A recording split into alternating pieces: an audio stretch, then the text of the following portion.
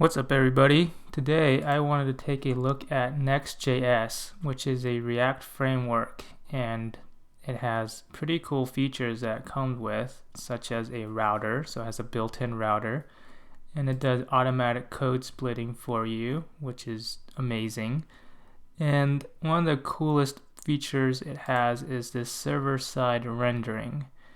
So Next.js comes with its own lifecycle method. And if you use it, you can get data and it will produce markup HTML. If you do like a view source on the page, you can actually see the HTML, and that is the server-side rendering powers that it has. And it also has static exporting, so you can export just static sites. So if you don't use their lifecycle method, the getInitialProps, the page will be considered static. If you do, it will be considered a server-side rendering. So just a quick intro about that. And the quickest way to start a Next.js app is to do npx. If you have Node package installed, you can do npx, and much like create React app, you can do a create next app.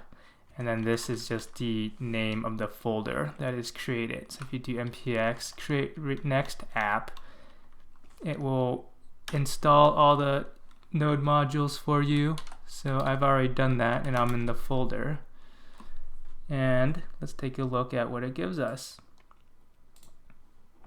So we go in here, it'll give you an index.js under its pages, and it has like a navigation component. And it also has a package.json with these scripts. So you don't have to use the npx, you can just copy this bare bones package.json. All you really need is Next, React, and React DOM, and you can start using Next.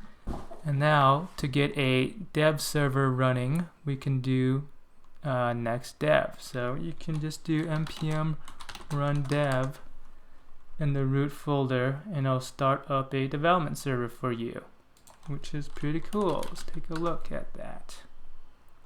Alright, so this is the page that comes up. So there's a lot of external links that go to different documentation, so I encourage you to check that out if you're new to Next.js. And let's just add a new page. So anything you add under pages, so we'll call it SSR page.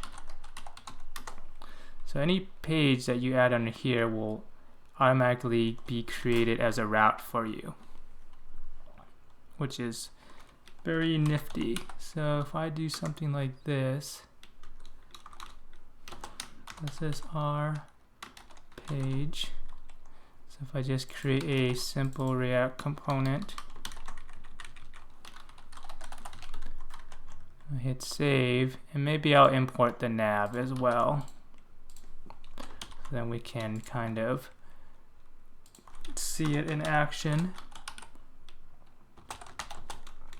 Okay, so maybe a paragraph tag here. Alright, so something like that. Now I need to add it to my nav. So in the nav, this UL is these top links. I'm just going to get rid of the others. I'm just going to copy this for now, and we can directly go to SSR page. And this will be server side rendering. Okay, so we should have this page, and now we can route to it, and there it is. So as you can see, it has a router built in, which is super nice. So if you see my other videos, I usually like to make videos on Gatsby. This is kind of a same thing. You have a pages directory, and a page you make becomes a route. It's awesome. Alright, so on here, right now this is just considered a static page. Nothing server-side rendering happening yet. You can export this as a static site, and you can host that static site in basically anywhere you host a static site. So now let's take a look at their server-side rendering powers. And actually I'm gonna go to the docs. You go to the docs, you can go to this data fetching part, and it'll tell you the difference between the static and their server-side rendering. I'm gonna go here and look at this getInitialProps kind of lifecycle method.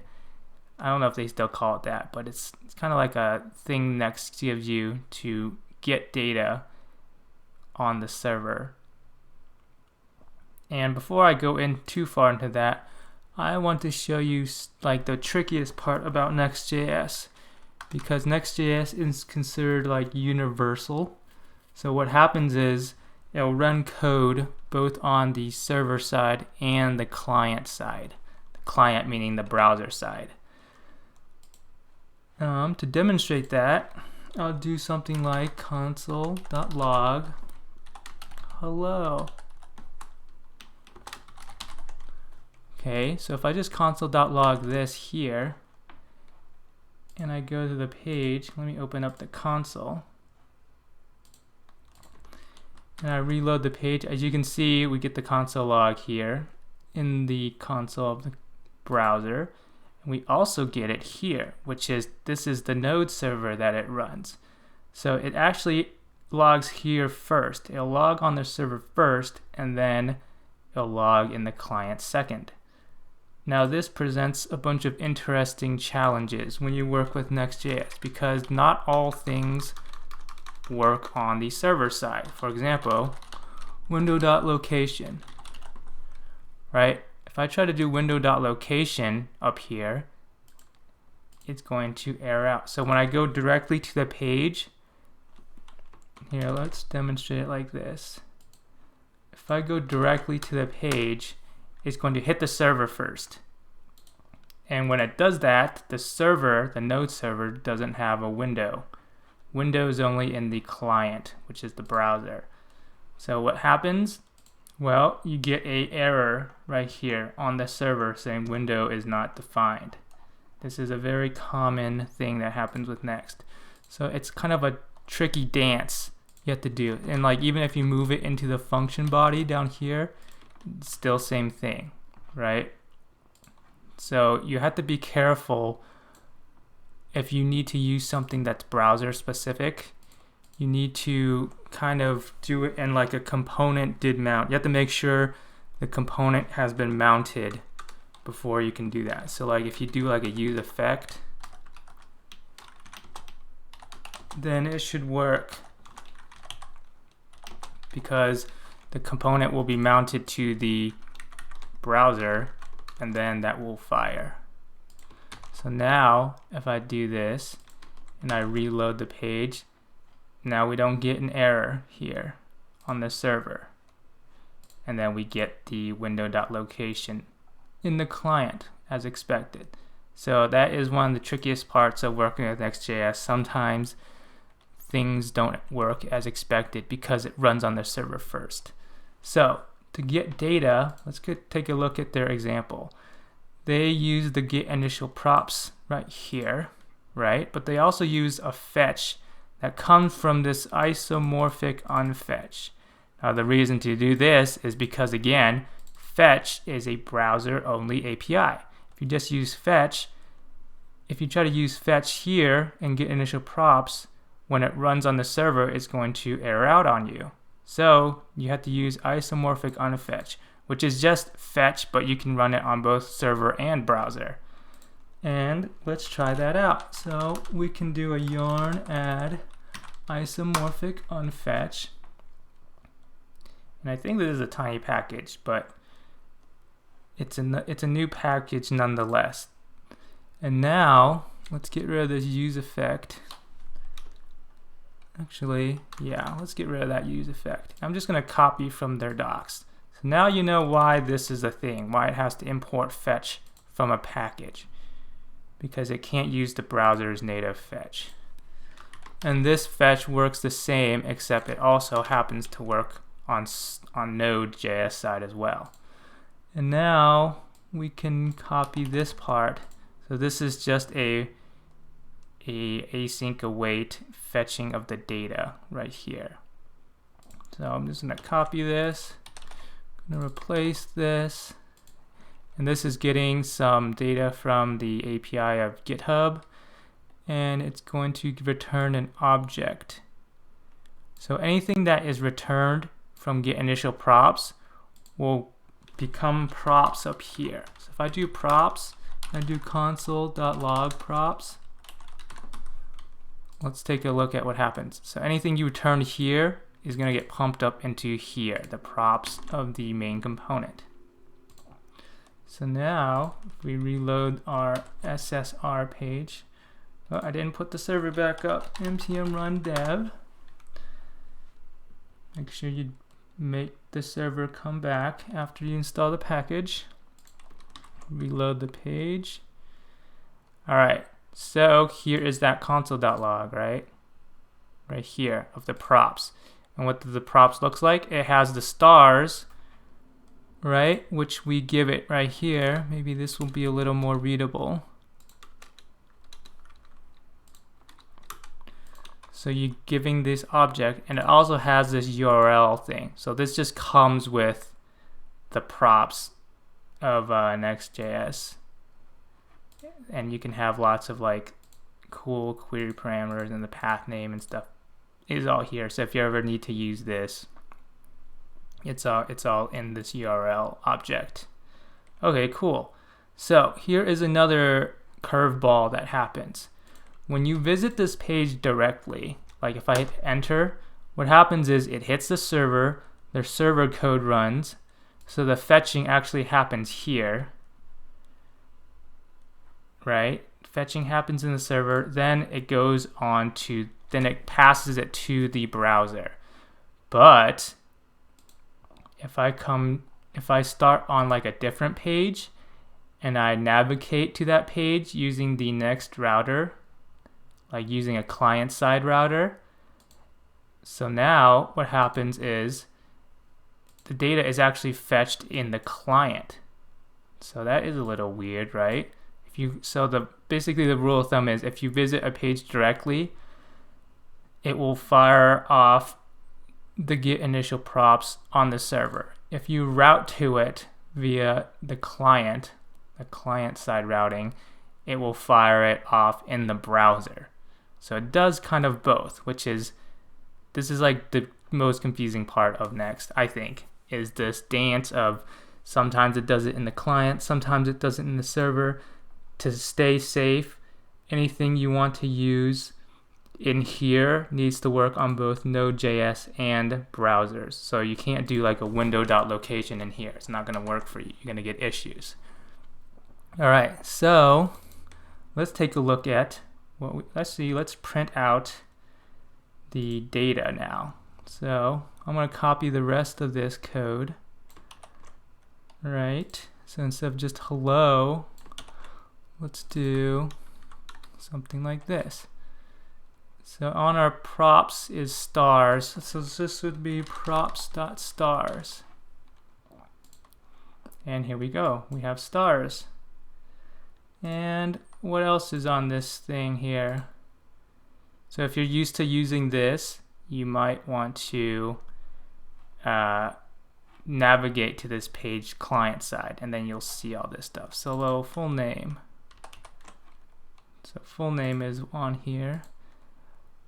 So we'll have to do full name, something like that.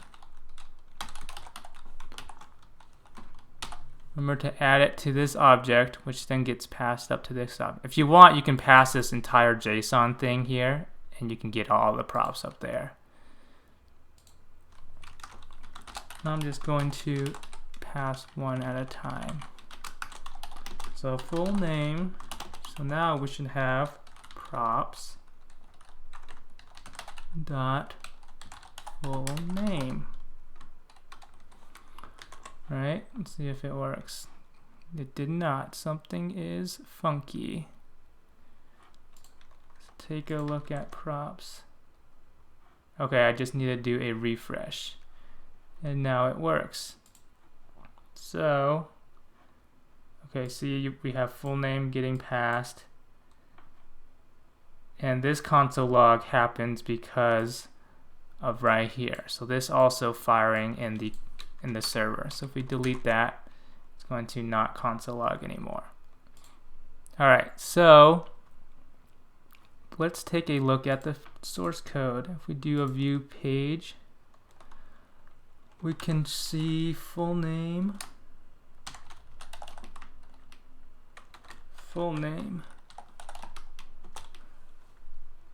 Alright, so we can see that this data does indeed show up here. There's not like a loading or anything. The data is actually showing up when you do view source. So this is the power of server-side rendering. You only really need it when you want the SEO power of it, right? That's the benefit of it. Now, when you want to build the site, you would do a npm run build, and Next.js will package everything up nicely for you, like the home page. It'll do its code splitting magic for you, so you don't have to worry about any of that. Alright, so let's take a look at this little diagram here. So there are basically 3 types of pages that Next will do for you. And this is determined by Next automatically. Empty circle page means it's static, right? So there is no getInitialProps on here. A little lambda thingy page means that it is server-side rendering page. Means that this page has a getInitialProps, right? So if you have a combo of these 2 pages, you'll need to deploy the site using a method that allows for a node server to exist. If you only have these empty circles, then you don't need a node server, and you can deploy it on like a netlify static site generated site. And then it has this third type, which I haven't really gotten to use yet. I think this is a new-ish type of page. It's basically like a static page, and you can feed it data. So this is almost like Gatsby-like, I think, but I haven't used it yet. So how do we deploy, like what's the easiest way to deploy these combo pages? Well, Next.js is actually created by this company called Zeit. And what Zeit does is they host sites, right? So Next.js has been optimized to live on Zeit. That's why Next.js is free. So like their business model pretty much is like use Next.js, it's awesome, and it is pretty awesome, right? And it comes with all this cool features, and the best way to host it is with us. And this is how, you know, they kind of make back some of their time invested in this. And I have heard nothing but great things about Zeit, so it's actually a very viable hosting option. Or you could host it on like Heroku or wherever you host your node sites. But I'm just gonna do, I think you can just do now. You have to install their CLI, which is called now, and then you just now right in the root, and it will deploy the site for you after you make a little login here. So I want to deploy this and see what it looks like out in the real world. It's building. It's gonna take a little bit. All right, here. So let's go to this site. Here we are. We notice things look the same. We got the home page, we got the server-side rendering page, and as you notice, when I do like a reload on this page, there's no loading state or anything that happens because you don't. It's not like the component mounts and then gets the data. The data is already it's already fetched for you as soon as you hit this page, and it becomes available, so you don't even see like a loading spinner or anything. And if you do a view page source on here, you can actually see some of the props that it gives you, and you can see full name, and there's some and here is the actual data, right? This is the actual data living in the view source. So this is SEO power right here. Now if you don't need any SEO You don't have to use the getInitialProps. You can, if I was like on the home page, or if I made a new page and I didn't care about server-side rendering, you don't have to use this. You can do the usual like useEffect up here, right? And then you would fetch your data client side only, and that works perfectly fine as well. You won't get this benefit of having it in the code, but if it's behind like a login or something, then you don't really care. You don't really need to have it unless you want it for some reason. So this is also a viable option. And when it generates a page like this, it will be considered a static page. The more static pages you have, the faster it'll load. So Next does all that optimization for you. So that is one of the coolest things about Next.js, is the server-side rendering and the getInitialProps. So I encourage you to check out their documentation. They have a new docs. It's pretty well written. Read about this, and then it'll tell you the different types of pages here. Yeah, play with that. Check it out. So Next also comes with this Next head, which gives you more SEO juice, if you will. So you can add like title, description, meta tags and stuff in here on each page, and it'll actually show up when you do like a view source. It'll show up in the code right here. So that is about it. Let me know if this video was helpful. If you want more videos on Next.js, let me know as well. If you have any questions, if you have any like stumbling blocks, let me know and I'll try to make another video or explain it to you in the comments. Cool. Have a great day.